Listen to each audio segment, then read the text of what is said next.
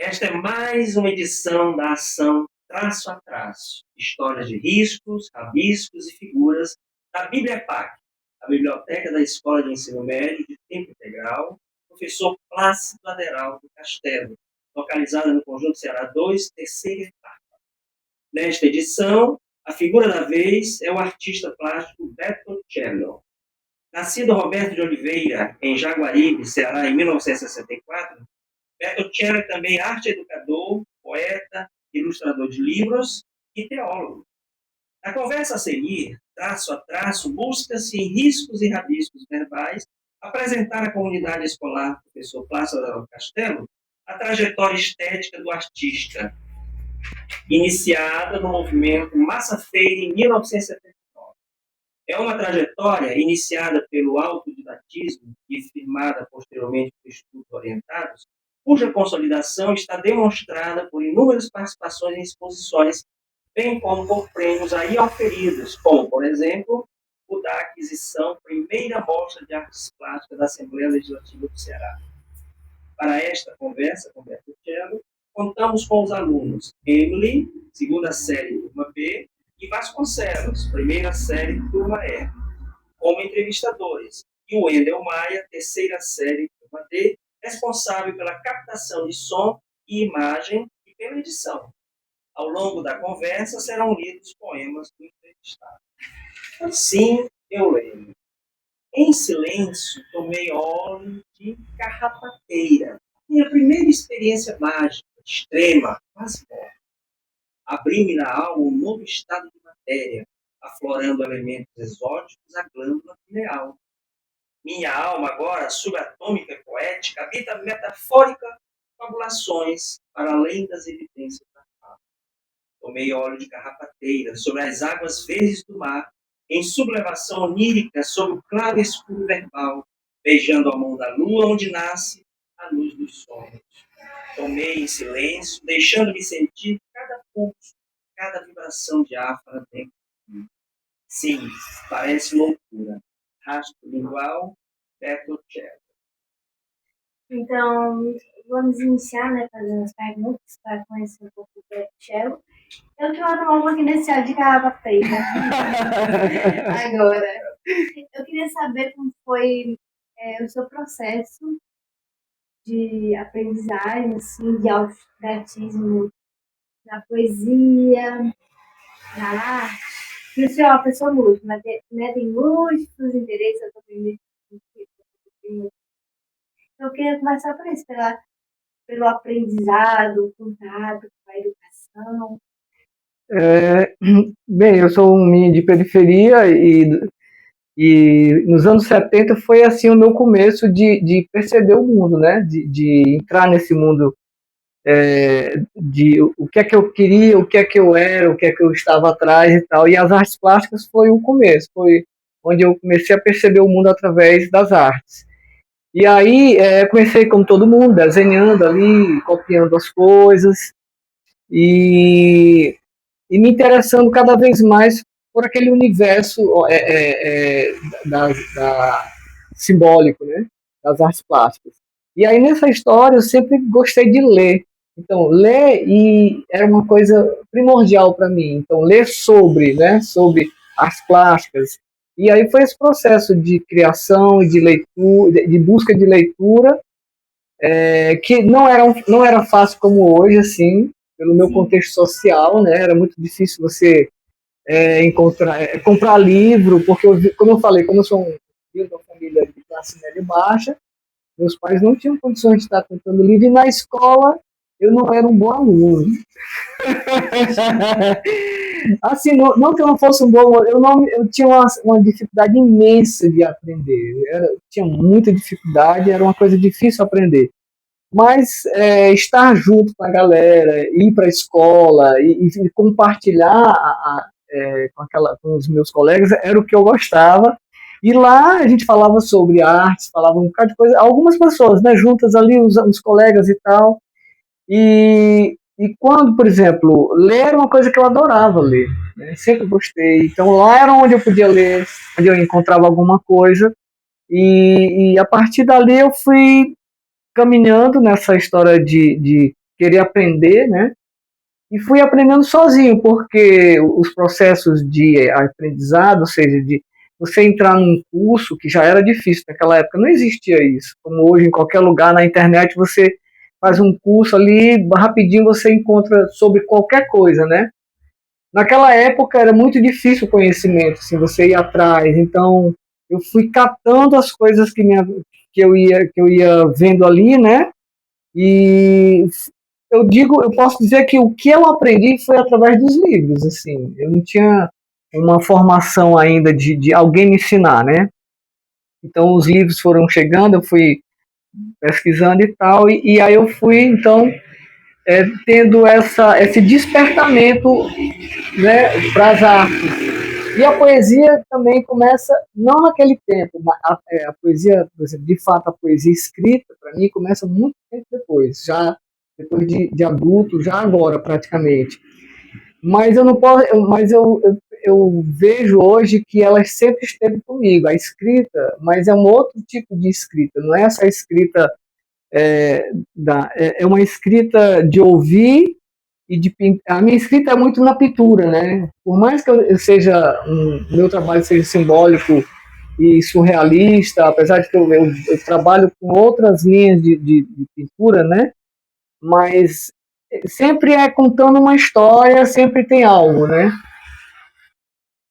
Eu não sei se eu respondi assim, mas é assim que começa o processo em mim, né?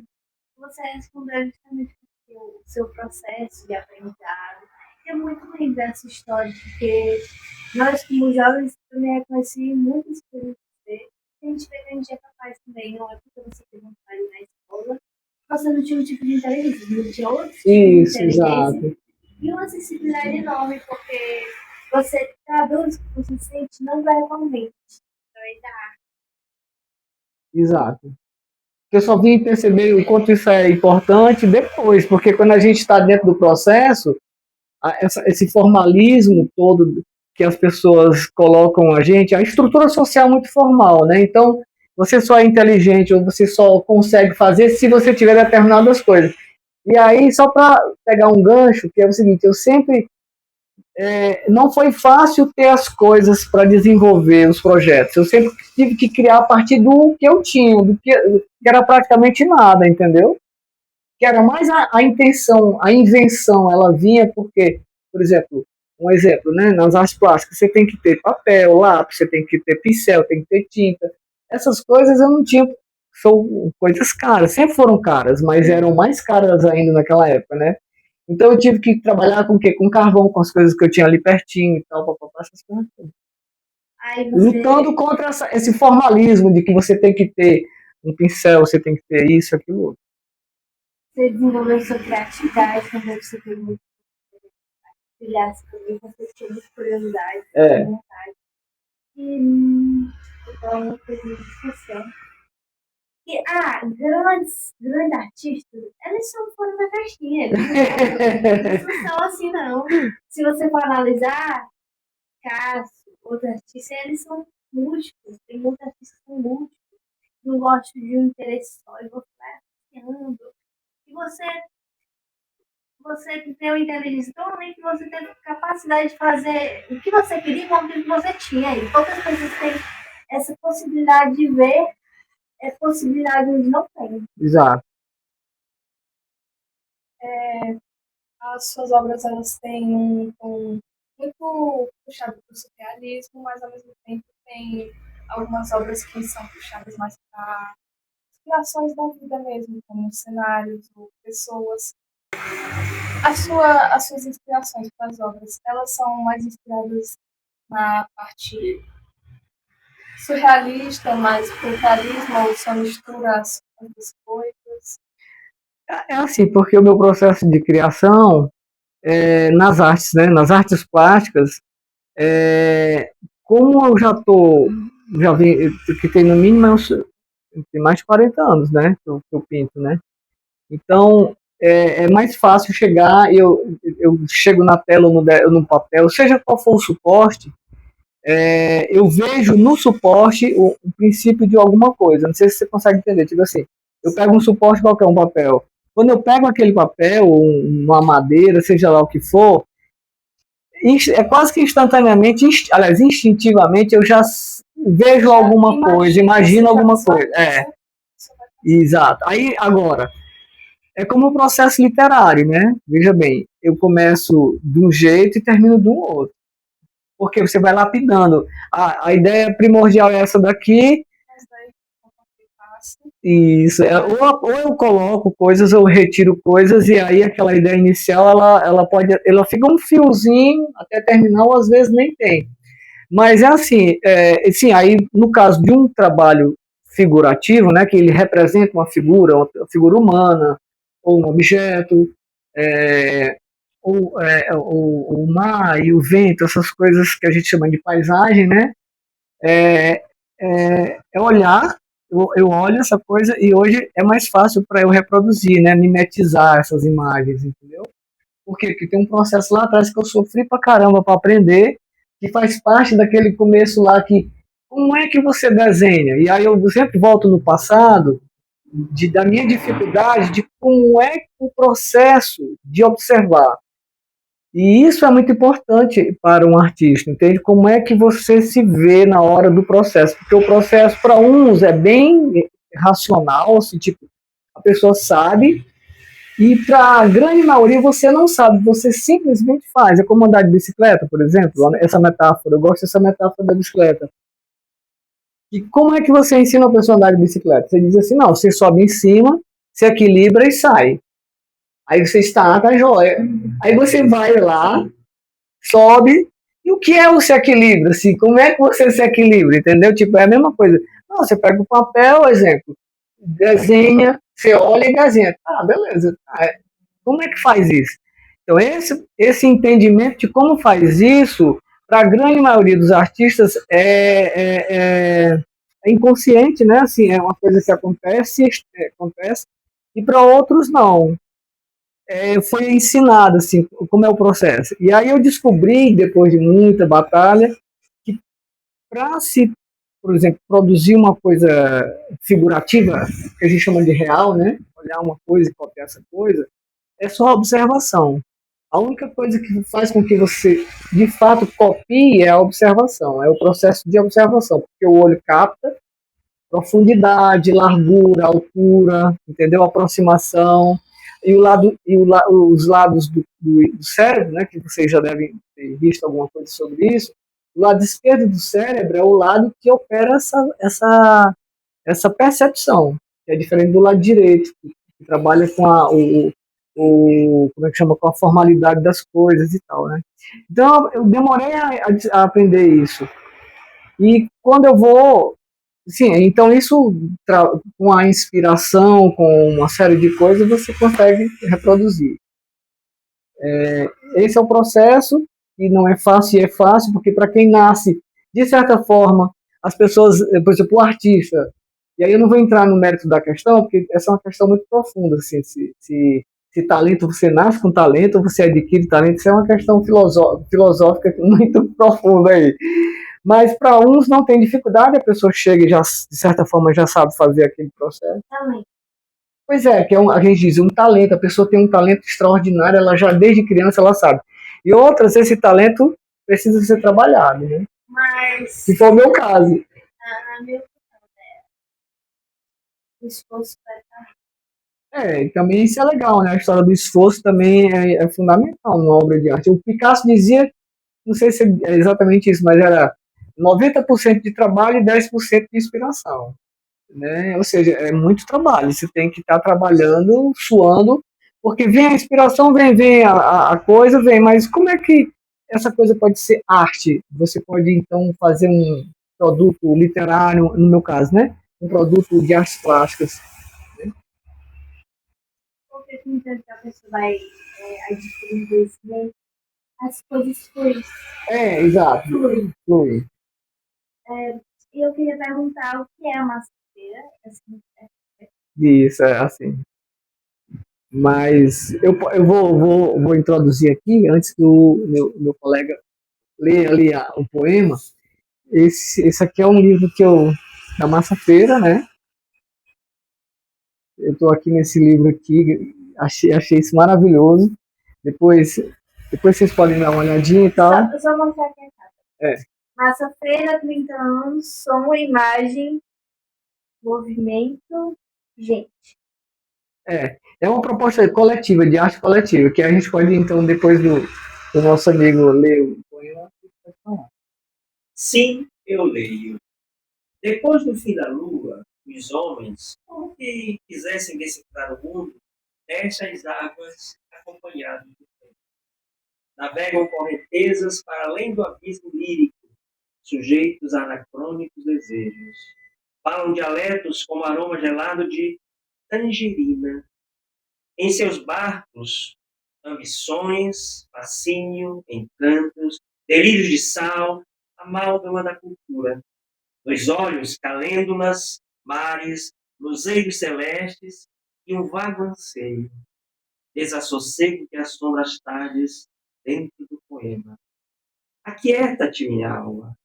A ventania logo passará. Abismo lírico, Bertoncello. Bem surreal, né? Bem simbólico, né? Sim, então, voltando à história da Massa Feira, né, que você perguntou. Então, a Massa Feira foi o meu, que eu posso dizer, o meu primeiro pulo para as artes plásticas no processo profissional, assim. Foi a minha primeira, foi em 79, né?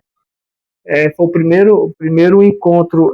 A Massa Feira foi uma idealização do Ednardo e outros intelectuais aqui de Fortaleza. E na época eu era muito, assim, bem jovem, eu devia ter uns 15 anos, né? Provavelmente, tinha uns 15 anos. Eu não me lembro exatamente quem me convidou, dos meus amigos, que eu já andava muito no meio do artístico de Fortaleza, já conhecia muita gente e tal. E aí eu fui e participei. Era um movimento belíssimo, riquíssimo de cultura, que tinha música, artes plásticas, comida, cultura em geral, né? Mostrando as artes e a cultura cearense. Foi um momento muito feliz da cidade, assim. E lá eu comecei, foi onde eu apresentei pela primeira vez meus trabalhos artísticos, né? Pintando com óleo ainda. Era óleo, já era ainda óleo. Eu pintava a tinta óleo, né? Sobre tela. E foi a partir dali que eu comecei a querer me tornar profissional, né? Assim, como é que se faz um profissional? Como é que você batalha para ser conhecido dentro da cidade?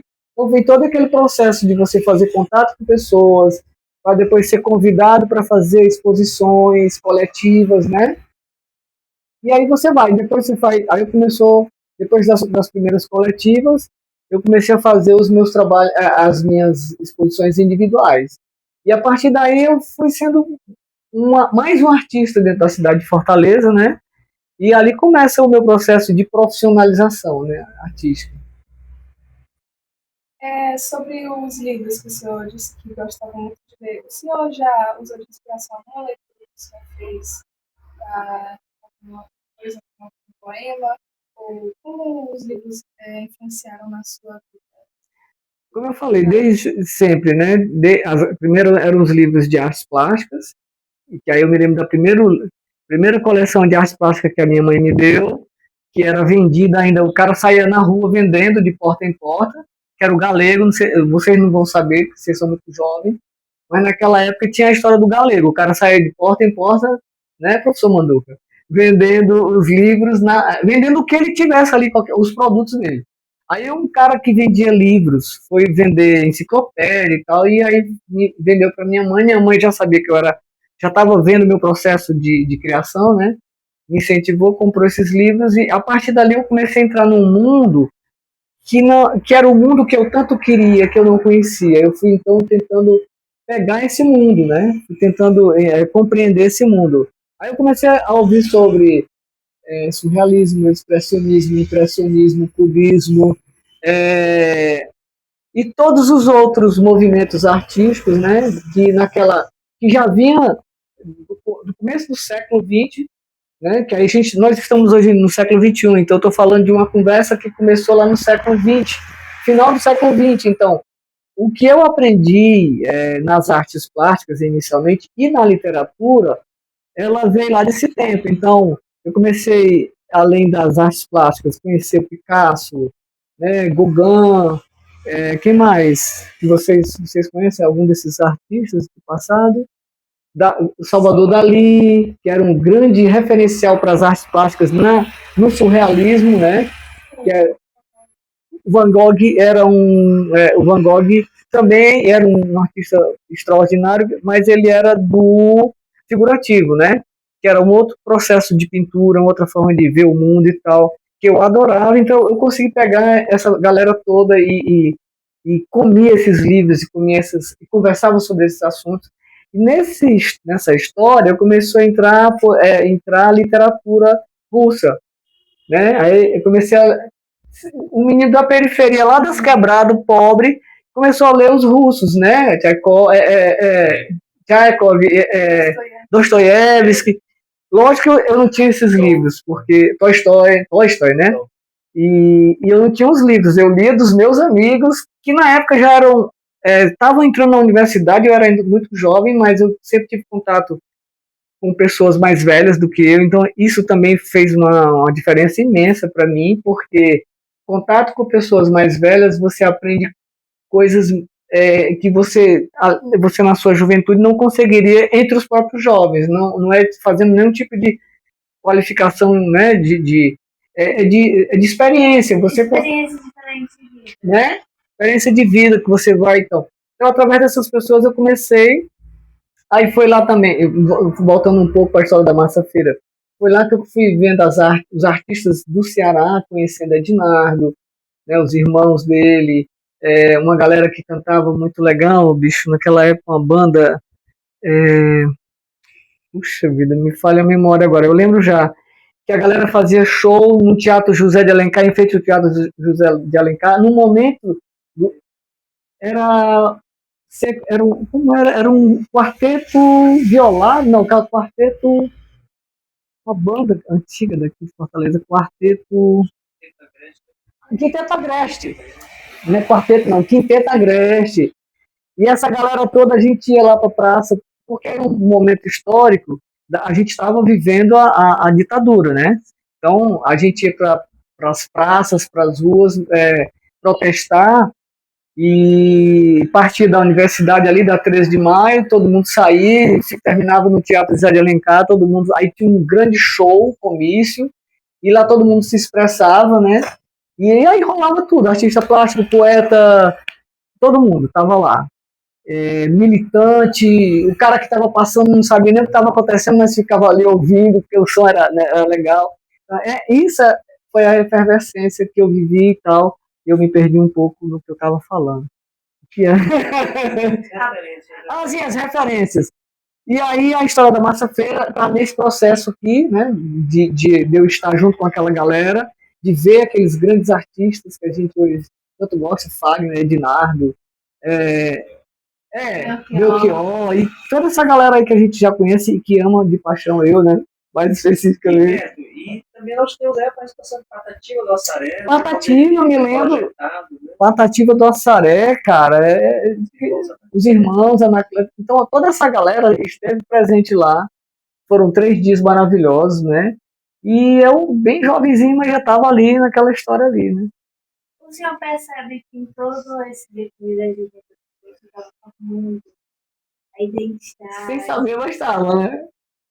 Exatamente, que, mesmo sendo um garoto de periferia, a sua iniciativa de desenvolver com o estudo, os livros, mesmo não sendo melhor, mas você não foi o melhor, você foi além, né? Obrigado. Você foi além de onde as pessoas dizem que você tem essa consciência, né? Sim, só o desejo de aprender, né? Eu tinha um desejo imenso de aprender, como até hoje, né? Estou um pouco mais preguiçoso por causa do celular, por causa da tecnologia, a gente tá mais, não, Anduca, bem professor, a gente é mais relaxado, infelizmente, mas inclusive eu acho que como é tudo muito, o estudo é muito fácil, né? O desejo ele surge no falta. Exatamente. Como as coisas hoje são muito fáceis. Talvez. Não existe essa falta. Aí não existe mais esse anseio. E olha que hoje em dia as pessoas não sentem. Eu não vejo mais com jovens esse anseio de querer mais, de querer aprender, de querer conhecer, de querer construir um É raciocínio. que nem E aquela frase, é muito bonito, né? Isso você é uma coisa que eu quero muito. Legal. é que nem aquela frase, uma sede de Sim, isso. retrata muito as pessoas hoje em dia. As pessoas já só querem ficar em casa, não correr atrás de a maioria dos jovens. E aí a gente está num processo histórico massificante, né? Cada vez mais massificante, o capitalismo cada vez mais escravizante, né? Porque, por exemplo, quando ele traz as possibilidades da tecnologia, que é importantíssima, a gente não pode deixar de ter nas mãos, né, o conhecimento tecnológico e tal, mas ele aprisiona você, ele limita você, e ele começa, como o capitalismo sempre diz, ele vai ditando a você o que é certo, o que é errado, o que é bom e o que não é, deixando com que a pessoa não pense, não deseje, né? Inclusive, tem uma frase muito famosa que é associada ao Dostoiévski, mas não é dele, Sim, que é para você manter uma pessoa presa, basta que você deixe a chave não esteja. exatamente, né? Então é esse processo que a gente vive. Basta que ela não saiba que não E aí e aí começa o desânimo, começa a não querer se interessar. Lógico que a gente está aqui só falando, mas é muito mais profunda a questão social dos jovens não se interessar e toda essa problemática. Mas na minha geração, olha, eu dizendo isso, na minha geração, né, a gente tinha um anseio muito grande de conhecimento, de entender as coisas e de um ponto de vista afetivo, entendeu? Que assim, que eu hoje como um senhor já de 62 anos, a gente não vê assim muito a questão da afetividade, assim, o aprendizado no sentido é, romântico, mas no sentido primordial do que é romântico. Não é o romantismo amoroso, essa coisa melosa, mas o romântico de compreensão profunda das coisas, de interesse sobre as coisas. Mas é porque hoje a sociedade ela não valoriza tanto o estudo, o conhecimento, o jornalismo, por justamente ter muito conhecimento. As pessoas sabem diferenciar o que é verdadeiro do jornalismo, né? Para verificar É, nisso. Isso vai criando um vazio dentro da pessoa, porque a pessoa não tem o que conversar e a pessoa vai crescer na superficialidade. realidade, exato. Que é do, não que eu acho que a pessoa não tem que se arrumar, assim, tá? Mas tudo fica nisso. As relações também ficam nisso, né? Porque você não tem o que conversar, para raciocinar. Então tudo é meio performático. Hoje tem esses papéis, tanto de gênero, quando as pessoas estão performando. As pessoas estão performando. As pessoas por isso realmente não são atrizes. Não construíram aquilo mesmo de si, porque não foi incentivado. Exatamente. Também hoje em dia também está sendo um pouco banalizado, bastante banalizado por causa do surgimento das redes sociais, então, imitando as artes. Outro dia eu vim conversando com a minha esposa, sim, sobre essa história, por exemplo, a IA, ela é tão bonita, tão bem feita, tão assim atrativa, que a arte humana feita por humanos, ela está meio que deslocada, ela está perdendo o seu sentido, né? Porque as pessoas, por exemplo, a arte não precisa ser bonita para ser arte, mas ela tem a beleza de ser uma criação humana, né? Então a beleza não está ligada na forma em si, na performance, está no sentido do que ela quer transmitir, né? Então, como ninguém tem mais essa capacidade de se relacionar nem com os outros, nem com o mundo ambiente, porque está todo mundo meio na aceleração, né, nesse sentido, ou na alienação, que é mais provável que esteja, há uma desvalorização da arte, da cultura, de tudo isso. Né? E também existe muito essa questão que eu vejo, né? Hoje,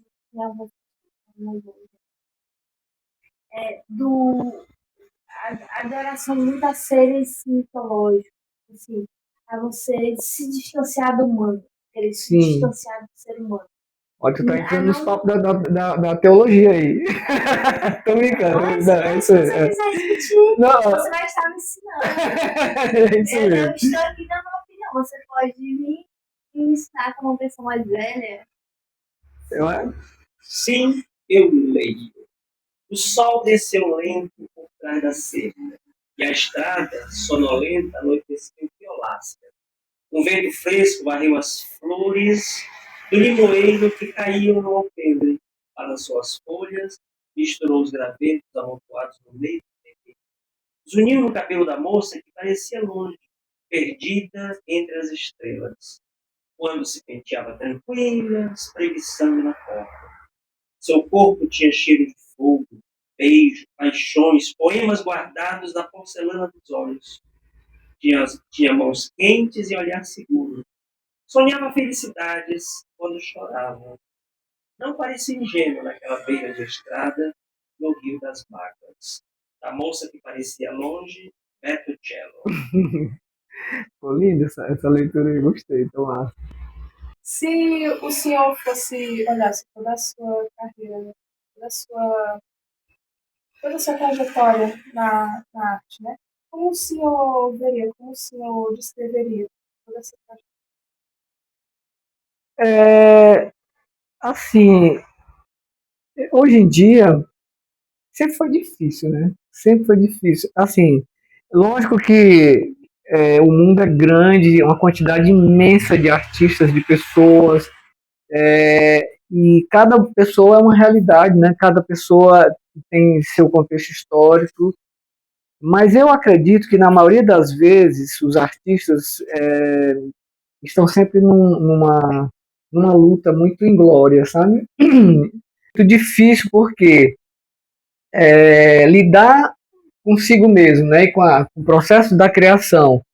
Aí depois que esse processo se dá, né? Então, aí eu já me vejo como artista. Ah, agora eu sou um artista. Ah, por quê? Não, para se considerar um artista, você tem que se considerar um artista primeiro, né? Eu vejo isso hoje. Foi o meu processo da poesia, foi assim também. Eu escrevia, mas eu achava meio fraquinho o que eu escrevia. Eu disse, não, eu não posso ser ainda poeta e tal. Mas quando eu comecei a escrever e outras pessoas viram e aceitaram e começaram a me legitimar, eu disse, cara, eu sou um poeta mesmo. E assim acontece nas artes plásticas. Para você ser legitimado por alguém, quer dizer, normalmente você precisa ser legitimado, né, por alguém, né? Então é um processo doloroso porque às vezes você demora a ser legitimado, às vezes as pessoas não entendem por não entender a sua obra, você é desqualificado, também tem essa história, porque você pode estar fazendo um trabalho que para você é incrível, mas quem está ali fora não vai entender ou não vai aceitar, por quê? Porque ela não faz parte do estabelecimento, assim, do que é dito certo e errado, o que é bom e o que é ruim, porque quem faz isso é o mercado, né? Por exemplo, o mercado é quem vai dizer para você se você está fazendo algo bom ou ruim, que é vendável ou não. Só que as artes estão para além disso. Então, isso é um paradoxo. A gente luta constantemente com isso, né? Com essa história de que eu faço um trabalho, tenho uma obra de arte, mas essa obra de arte ela está sem valor por quê? Porque alguém não disse ainda para mim ou para as outras pessoas que eu valho, né? Que tem sentido o que eu faço. Então, foi difícil, eu acho que vai até o final sendo difícil ser artista, tanto artista plástico como um escritor, poeta, né? Mas você entende que esse lugar seu de não se achar suficiente, ele vem do contexto de você ter vindo de periferia, talvez não ter tido acesso que vocês tiveram, e talvez não tiveram patrimônio. Isso, exatamente. E aí você sente, que só a sua capacidade não basta, sendo que ela basta sim. A gente sabe, né? A gente que está dentro de um contexto. Que às vezes a gente precisa. E você consegue. Isso, exatamente. Você vai conseguir, o seu trabalho é bom. Só que nem todo mundo tem a capacidade de ver as entrelinhas, de enxergar além, de ver um trabalho com pessoa. Nossa, essa pessoa tem muito potencial. A gente vai aplicar um pouco ela vai. Por isso que eu acho importante que, por exemplo, quem já está dentro de um contexto, né, aqui social, que pode se dizer, eu sou um artista, eu sou um escritor, um poeta, não sei o quê. Eu sempre achei importante que essas pessoas que são legitimadas, que são ditas como as que ditam as regras, as normas, o estabelecido, elas devam ajudar quem está começando. Então, por quê? Aí, voltando um pouco à história da massa-feira, lá eu entendi que, em conjunto, a gente pode, entendeu? E porque o processo do artista é muito individual, né? Então, esses processos individualistas, eles afastam a possibilidade de quem vem, por exemplo, de uma pobreza financeira, econômica, de um contexto social violento. Por isso que é preciso haver do Estado uma intervenção mesmo de ajuda, né, com os processos, com as questões na cultura e da arte, porque quem está lá embaixo, quem está na base da pirâmide, não tem como arranjar dinheiro para comprar pincel e tinta e papel e lançar um livro e fazer uma performance. E performance nas artes plásticas era um processo, né? Não sei se vocês já chegaram a ver uma performance. A palavra deslocou-se. Você usou a palavra performance no sentido de que a pessoa é uma personagem. E a performance que eu estou falando, que é a mesma palavra, ela era usada nas artes plásticas para chamar a atenção dos espectadores para uma realidade artística que era efêmera, que é diferente de um trabalho desse ou daquele ali, entendeu? Então era uma coisa que acontecia, era um momento ali, uma performance. Isso era um processo, isso ainda é um processo nas artes plásticas, chamado de performance. Então tudo isso requer o quê? Dinheiro, tempo, alguém para incentivar, né? E é por aí. É. Mas às vezes eu olhar também, né? Eu vejo pessoas que às vezes não estão no mercado, olha a vida deixada no mercado porque como a gente vê no capitalista, né? No capitalista procura novas coisas para rentabilidade. Isso. Então, às vezes você acha que aí, em algum momento da economia, aquilo que você faz vira moda, vira o apreciado. Isso é o outro grande problema do artista, certo? Por exemplo, para mim. Porque, veja bem, dentro da minha carreira artística, eu tive possibilidade de ascender artisticamente e não quis. Por quê? Porque eu sou um idealista. Um idealista romântico, no sentido pejorativo, às vezes, sim, mas fiel ao que eu acredito sobre arte, sobre vida, sobre existência, sobre filosofia. Porque, veja bem, se você, na minha época, né, como é que aconteceu isso? Houve a oportunidade, na década de 90, aqui em Fortaleza, começou-se a pintar muito usando os tons de cinza, preto, branco, né, cinza, preto e branco, e vermelho.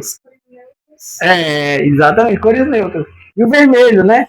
Então, os artistas que entraram nesse processo de pintar usando essas cores e usando a estética da época, né, nos anos, eu estou falando dos anos 90, eles começaram a vender, vendiam muito nas galerias, vendiam muito como é que chama, meu Deus? A pessoa que faz um prédio, que desenha um prédio, é o arquiteto, né? Então, os arquitetos compravam dos artistas esse tipo de trabalho e colocavam nos prédios que eles iam, os projetos que eles iam realizando. Então, os artistas que entraram nesse processo venderam muito e conseguiam pagar suas contas. Entendeu como é que é o processo?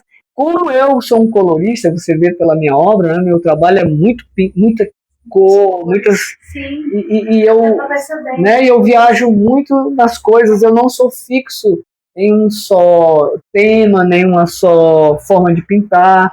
Então, para mim, eu não consegui aceitar isso como bom, né? Assim, para mim, como artista plástico. E eu não disse, não vou fazer isso. E o que aconteceu? Eu deixei de vender. Deixando de vender, a gente não paga conta, certo? Não pagando conta, tem alguém que tem que ajudar. E aí, esse é o processo histórico que todo artista passa, né? Por causa dessa história.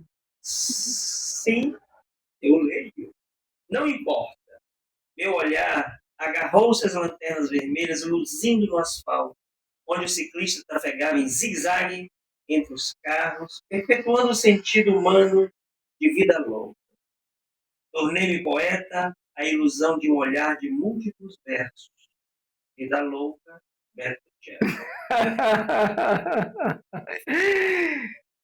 Eu entendi. Múltiplas visões. Eu também já passei por isso na minha vida, né? Eu fui obrigada a, tipo assim, se não dá de um jeito, dá de outro. Isso também fala sobre você. Isso. Você não conseguir fazer a sua arte de um jeito, mas de outro. E você consegue se reinventar. Tipo, isso que me lembra muito a Fênix, que renasce, que ressurge. Isso eu acho muito bonito, assim, filosofia de vida, de renascer, de se reinventar. Porque é o contrário de movimento, é a estagnação, né? Sim. E aí a história da poesia começa assim também, porque, por exemplo, eu dei uma pausa nas artes plásticas por várias questões, né? E aí eu tive que me reinventar com a poesia, senão eu enlouquecia, né? Tive que. Então a arte para mim, ela não tem ela tem um sentido existencial profundo, porque ela não é somente a feitura de um processo que está em mim, que eu nem sei explicar direito, né? Mas ela tem como é que se chama? Um elemento de renovação como pessoa, porque, por exemplo, eu vejo o mundo através dessa percepção artística, né? Por exemplo, para mim me interessa muito durante o dia eu vejo os tons da luz. As pessoas não olham a luz, mas a luz ela tem luz branca, luz amarela, a luz azul, tem uma luz mais terna, uma luz mais intensa. Existe a coloração de luz durante o dia até a noite, e na noite também tem luz. Entendeu? Então, esse é o processo de quem de fato é artista, e todos nós artistas plásticos, principalmente, né, que lida muito o olhar, lida muito com essa questão do olhar, né? E a gente está sempre atento a tudo isso. Aí atento, no caso, a ouvir as coisas. O sol também tem som. O mar tem som, o sol tem som, as folhas têm som, tem forma, tem cor, né? Tem tudo isso é ser artista. E aí, como lidar com essas coisas no mundo em que diz, isso é besteira? Mas, né? Pra mim, isso é a forma de ver beleza. E, graças a Deus que tem gente como você, tão jovem, que já está pensando assim, que serão os mais velhos no futuro, que vão dar força aos que estão começando. Porque você tão jovem assim, pensar assim, você vai ajudar um jovem como você, né? Como eu fui, como você é jovem.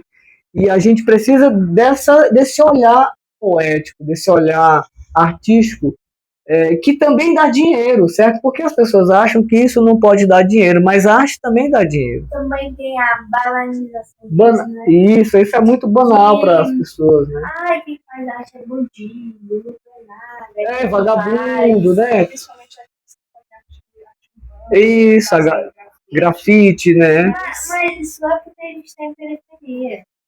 Às vezes tem muitos artistas que estão aqui em periferia e estão valorizados, mas se alguma pessoa vem e vê que aquilo é dinheiro, isso, aí exatamente. Não importa como a gente esteja ali, ele vai pegar e vai fazer isso porque dá dinheiro, não é pela valorização, é pelo dinheiro. Pois é, porque aí é o processo, o que a gente chama o processo de legitimação do capital. Por exemplo, os grandes grafiteiros, né, do país, pessoas que hoje já estão para lá das galerias, que qualquer lugar do planeta eles são bem pagos, os caras pagam fortuna para qualquer. Mas eles começaram lá, tipo, ninguém valorizava o que os grafiteiros faziam lá em São Paulo, aquela galera de São Paulo, que vocês devem conhecer. Ninguém valorizava aquele tipo de trabalho. Só que é um trabalho que a sociedade viu que é um trabalho que tem é arte e que produz dinheiro. Alguém vai comprar, muito caro, entendeu? A história é essa. É uma coisa só, a natureza também, mas cada pessoa tem uma forma diferente de enxergar o mundo. E essas pessoas são arte. Exatamente. Exatamente. Por isso que o que a gente faz como artista não é desimportante. Ele é desvalorizado, não é desimportante, porque tudo na sociedade tem arte. Por exemplo, essa roupa que nós estamos vestindo, ela tem ou não tem arte? Qual sentido? Personalizar. Também, mas mais profundo. Alguém pensou antes, não é design, não teve um designer? Sim. Por mais simples que seja uma roupa, houve um design, uma costureira, não é? É um processo. Design é quando você cria uma coisa nada. Você Também, isso, quando você cria. Então, uma blusa foi criada, né? Então, precisou de um artista criar uma blusa. Alguém Aí, realmente faz assim. aí depois, essa blusa, ela tem um estilo. A sua blusa tem um estilo, a minha tem, a dele tem, a dela. O design, ele é pensar, ele é criar algo do zero para uma necessidade. Né? E aí é um outro olhar, o olhar da indústria. Design industrial. Um carro, uma cadeira, um relógio, e aí vai. Né? Então, tudo isso é a arte. E ela desloca um pouco, mas ela é a arte. Por exemplo, tem a arte da galeria, tem a arte da literatura. É para se fazer um livro, eu vou fazer a propaganda do meu livro aqui. Esse livro aqui que eu lancei, Toda Palavra Sentida, com o Emanuel Figueiredo e a Rosa Morena, um livro de poesia, né? Uma coletânea de poesia. A gente lançou na pandemia, tá? Em 2020, e para se fazer esse formato, essas cores, e colocar à disposição das letras, o tipo de texto, é um design gráfico. Né? Então, é um desenho artístico utilizando o quê? Um processo, né, tecnológico, que são as máquinas, aquela coisa do computador, mas precisou de um ser humano, chamado designer. E aí eu vou até fazer uma propaganda da quem fez. Bom, eu vou fazer aqui, vou aproveitar. Quem fez a capa foi a Rebeca Gadelha, né, que é também poeta, ela fez o projeto gráfico. Ó. Então, tudo que nos rodeia, o desenho, esse desenho de capa é meu, né? Eu fiz esse desenho aí, essa ilustração é minha. Mas a parte do projeto gráfico foi dela. Ou seja, eu estou fazendo esse link porque tudo que nos rodeia precisa de uma arte. Pode? Deixa eu tirar aqui. Não, aqui são os poemas, né? Ó, aqui tem meu poema, aí vai aquilo bem de livro mesmo. Tal. O que eu quero dizer, essa diagramação, ó, para estar do jeito que está aqui, precisou de um desenho gráfico, um desenhista gráfico. Então, no caso, a gente está falando sobre arte, sobre os processos, né, sobre tudo isso. As pessoas acham que só tem valor, por exemplo, o advogado, o dentista, o secretário de segurança, e vai. Não, mas todas as pessoas com seus talentos fazem a sociedade, fazem aquilo que é importante. Agora, lógico que a gente vai dizendo que isso não presta, o que presta, o que não presta, porque faz parte do processo histórico de desvalorização do ser humano através lá vai de novo, do capitalismo selvagem. Né? Sim, eu leio. Apenas um poeta na víscera do sol, abrasado em desejos, guardados ao longo do poeta trajando o mar, entre os barcos ensolavando marinhos, demasiado lírico, onde o vento de prata dilata o coração menino, acostumado a cheiro d'água na beira do cais. Canta, chora, asfixia, erra o mesmo refrão. Ai, se eu morresse assim, tantos céus assim. Apenas um poeta trazendo o mar às avessas, cruzando sensações, pensamentos das sete chaves. Imaginoso poeta no horizonte, sobre a ponte metálica da antiga praia de Iracema. Além do mar, Petrocello. 28 de janeiro de 2026. É 28, Pois isso aí, essa história da literatura, da poesia, ela começa, vem lá atrás, né, a história das leituras que eu fiz no passado, a percepção que eu fui me envolvendo, foi entrelaçando, as coisas foram entrelaçando, parei um pouco nas artes plásticas, aí, como eu estava falando, e comecei a escrever. Comecei a jogar fora os sentimentos, jogar fora os pensamentos, jogar fora o que me oprimia, os desejos incontidos. E isso foi o processo de expurgar, né? Comecei no processo de expurgar as dores. Através da leitura ou através do poema? Através dos poemas, através da escrita. Fui escrevendo para achar o meu caminho poético. Como eu fiz lá nas artes plásticas, eu fui atrás do meu caminho poético, porque eu escutei muito tempo atrás, lá no passado, que o artista ele tem a sua identidade. Todo artista precisa ter sua identidade. E a gente começa sem identidade, porque a gente começa se identificando com o outro, né? Por exemplo, eu me identificava com o Picasso, com o Salvador Dalí, como eu já falei, e outros artistas, mas eu não poderia repetir esses caras. Para eu ser um artista, eu tenho que ter a minha originalidade. E aí o processo de ler, de ver, de ouvir, de falar, de comunicar, de compartilhar, é como começa a história. Aí a poesia, por exemplo, eu vou voltar aqui um pouco dos caras que eu gosto muito no passado, que eu sempre li, né? Então, eu gostava desse cara aqui, gosto, né, do Hermann Hesse, que é um escritor dos anos 70, assim, que ele escrevia muito, eu lia coisa até que eu não entendia, porque eu era muito jovem, e aí tem algumas coisas que ele era muito profundo na leitura dele, para a época, né?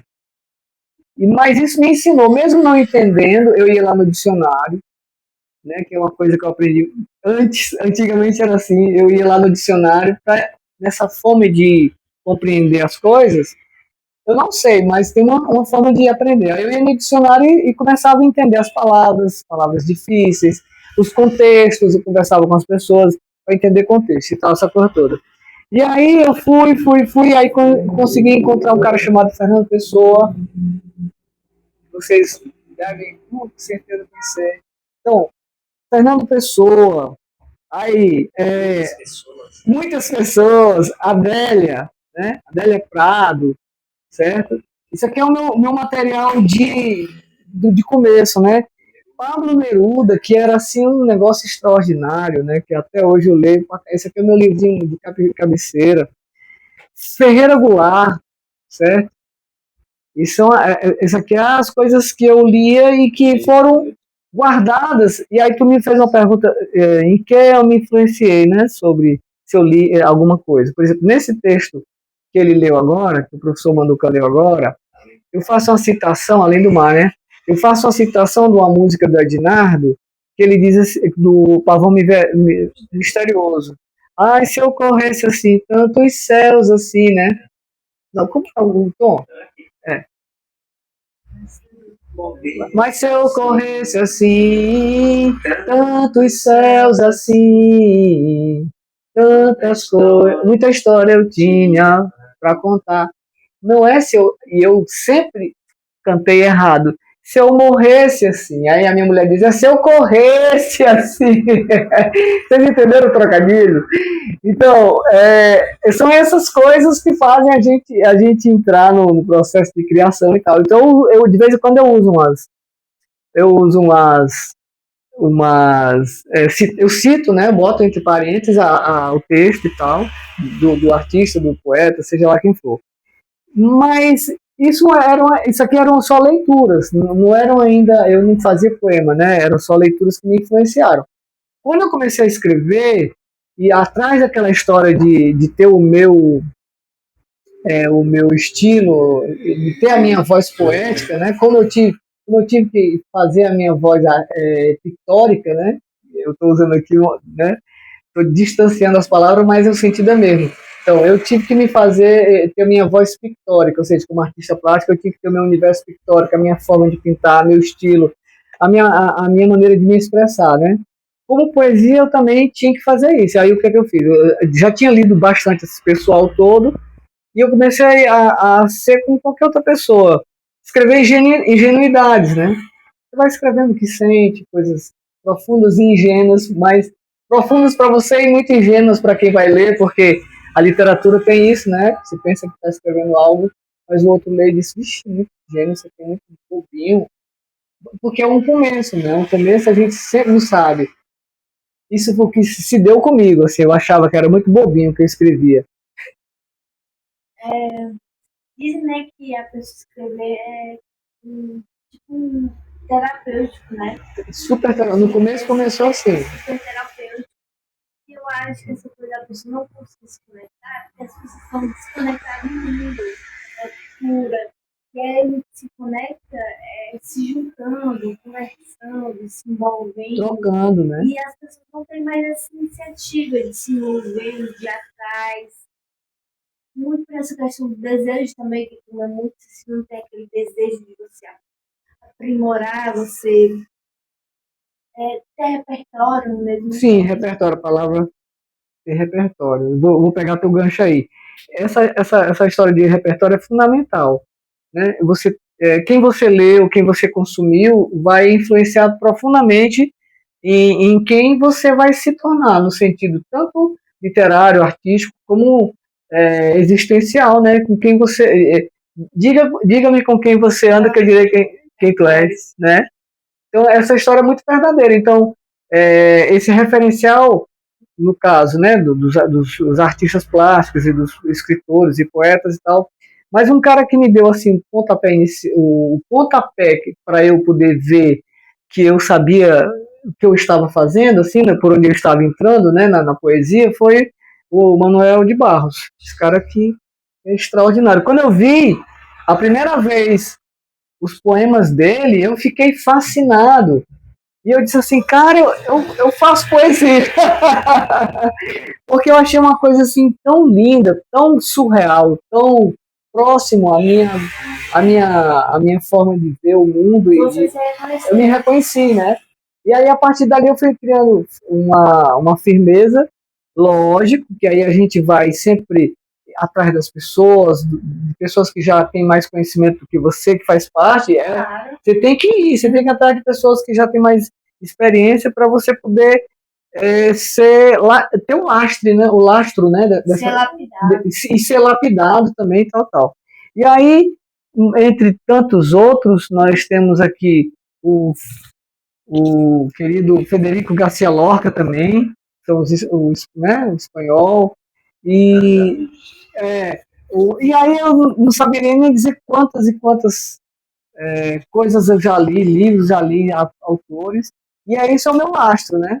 É fundamental, assim como nas artes plásticas. E, neste poema Além do Mar, né, nós temos aqui Na Víscera do Sol, né, parte do verso, nós temos a referência a Pavão Misterioso, nós temos Ponte Metálica, nós temos a Praia de Iracema. Você é natural de Jaguaribe. E a cidade de Fortaleza? O passeio que você faz pela cidade de Fortaleza e como é que você é trazido para a sua poesia em especial? Pois eu sou só nascido em Jaguaribe, nasci em Feiticeiro, na verdade, lá no Jaguaribe, que é um distrito bem pequenininho, né? Meu pai, na época, era delegado, foi ser delegado lá em 64, essa coisa toda. Eu nasci só, meu pai voltou, meus pais voltaram e a minha história começa em Fortaleza. Eu me percebo a partir de Fortaleza, entendeu? Eu não consigo...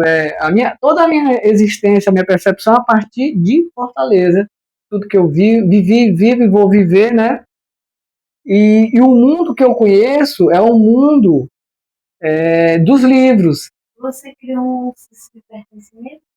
Então eu sou pertencente a esse solo cearense e toda a minha história de juventude está na cidade de Fortaleza, né? Tudo que eu aprendi foi com a galera que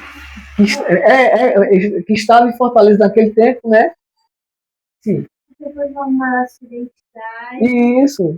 E aí você, através dessa identidade, Isso.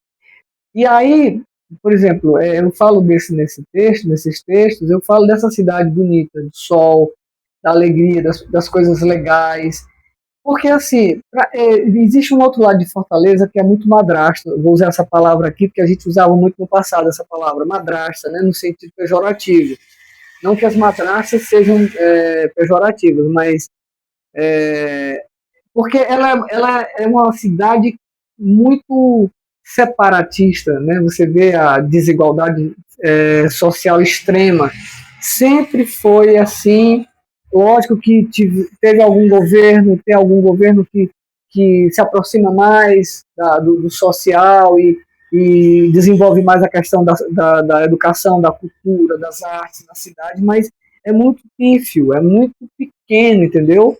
Não abarca a quantidade de artistas, de gente muito talentosa. Nós temos pessoas extremamente talentosas em todas as áreas, músicas, teatro, artes plásticas, literatura, enfim, artesanato, né? Mas é uma cidade que ela elege alguns, ela elege, infelizmente, como qualquer grande cidade, né, do planeta, ela vai eleger. E eu não gosto muito de assim, tem alguns poemas meus bem como é que se chama? Sociais, assim, né? De um cunho mais político, que eu taco o pau mesmo, falo coisas que eu deixo o coração abrir. Mas no poema específico, eu estou falando dessa coisa alegre da cidade também. Essa coisa do mar, eu sou muito ligado ao mar, apesar de ter nascido. Mas eu nasci na beira do rio, né? Eu nasci literalmente, a minha cidade é assim, a cidade aqui o rio corta, né? Eu passo assim ao largo, pertinho mesmo e tal. Então eu sou uma pessoa das águas, assim. E estou muito ligado ao mar, ao sol, à música. E essa música do Ednardo, o Ednardo é uma pessoa que eu escuto desde desde a adolescência lá. E a, a questão da ponte metálica, né? É porque também foi lá onde eu comecei a absorver um tipo de pensamento social muito, eu não sei explicar, muito amigável, assim, foi lá onde eu encontrei os meus melhores amigos, e existia naquela época, no meu tempo, a gente ia para a Ponte Metálica ver o sol, até hoje a galera vai para ver o pôr do sol, né? Eu não sei como é uma Parece nada do Estado do Capitão, né, de areia. Então a gente se encontrava lá, a minha esposa, a gente era só amigo, a gente ia para lá, a gente ia namorar lá, quer dizer, lá era um lugar de encontro. Então a boemia de Fortaleza, naquela época dos anos 70, 80, até 90, se encontrava naquela região ali, né, da praia. Sol se punha, mas ela não se punha. Exatamente. Então é uma referência, né, uma lembrança poética da cidade de Fortaleza, que é uma cidade. Tanto que hoje ainda lá é uma voz de cultura. Não é? Lá continua sendo um lugar de cultura, né? Desses encontros. Então. Tá sempre lá. Lá é onde acontece tudo. Então, o poema, não que o poema retrate, mas o poema faz uma referência a isso que me deu, como é que se chama? Me deu poética, né? Me deu uma visão poética sobre o pensar poético, né? Beto, nós estamos, né, em dias de encerrar esse momento, essa conversa tão gostosa. Na escola, nós temos muitos meninas, meninas que desenham. Na própria biblioteca, né, na Bíblia Parque. Sempre tem. Nós temos muito lá um desenhistas. local, né, onde nós privilegiamos esses trabalhos, colocamos, deixamos expostos lá. Você certamente vai visitar a nossa escola, Vou, com certeza, levar seus trabalhos e vai conhecer esses trabalhos. Então, você poderia dar, assim, a título de fechamento, né, dessa conversa gostosa, né? Tivemos aí Vasconcelos, né? Tivemos aqui. Se você quisesse dar um poema. Pronto, quem sabe, deixar como uma dica, né, a essa galera e tal do desenho, que tem talvez persistir, que Sim, e, né, encerrar também com um poema aí. Bem, eu queria agradecer a presença de vocês aqui, né? Com esse interesse na minha obra, interesse na minha fala, né, no que eu tenho para falar, é o Colégio Plácido Aderaldo Castelo, né, que é o vulgo EPAC, né, vulgo EPAC. Quero agradecer ao querido professor Mandu, que é os meninos que aqui estão, né, por esse carinho, por essa coisa afetiva, né, de estar aqui na nossa casa aqui, falando sobre arte e sobre cultura. E também quero dizer para a galera que está aí, está começando, que desenha, que com certeza já tem grandes desenhistas, grandes pintores, tem galera do teatro, tem galera da dança, tem galera da música, com certeza, porque todo colégio é lotado de gente assim. Né, que toca, a galera da capoeira, também sou capoeirista, né, Wendel? A galera da capoeira, ou seja, das artes, da galera que faz comida, né? Porque comida também é uma coisa importante, a cultura e a arte, né? Então todo mundo que tem esse talento, qualquer talento, seja ele, como a gente começou, né? É preciso persistência, primeiro persistência e saber o que você não, eu não gosto dessa história, o que é que você quer, aliás, o que é que você pensa, porque a gente muda muito o que pensa, né? Mas existe uma coisa do artista que ele sabe que ele é artista. Então, se você tem isso no seu coração, que você tem um talento, vá até o final, até onde você puder. Mesmo que você não consiga aquilo que você tanto imaginou, que é a fama, né? A fama no sentido positivo, né? A fama, como assim? Ser conhecido, ser uma pessoa em que o seu trabalho tem valor, porque o trabalho de um artista precisa ter fama, no sentido que as pessoas, quem é fulano? Fulano é aquele que pinta, que desenha, que esculpe, não sei o que, porque isso é que faz a roda andar, entendeu? A roda da... Vocês estão jovens, né? E eu já no processo já de envelhecimento, e é isso que faz com que de você venha para mim, de mim vá para você, e a gente consegue trazer isso para dentro da sociedade, né? O ciclo agora ficou. Exatamente. Então, a questão é persistir, vai doer, é difícil, incômodo, não é fácil, principalmente se você não tem condições financeiras, mas nem tudo é feito pelas condições financeiras, e sim pela sua vontade de ultrapassar os limites e se adequar àquilo que você tem. Beleza? Beijo para todo mundo.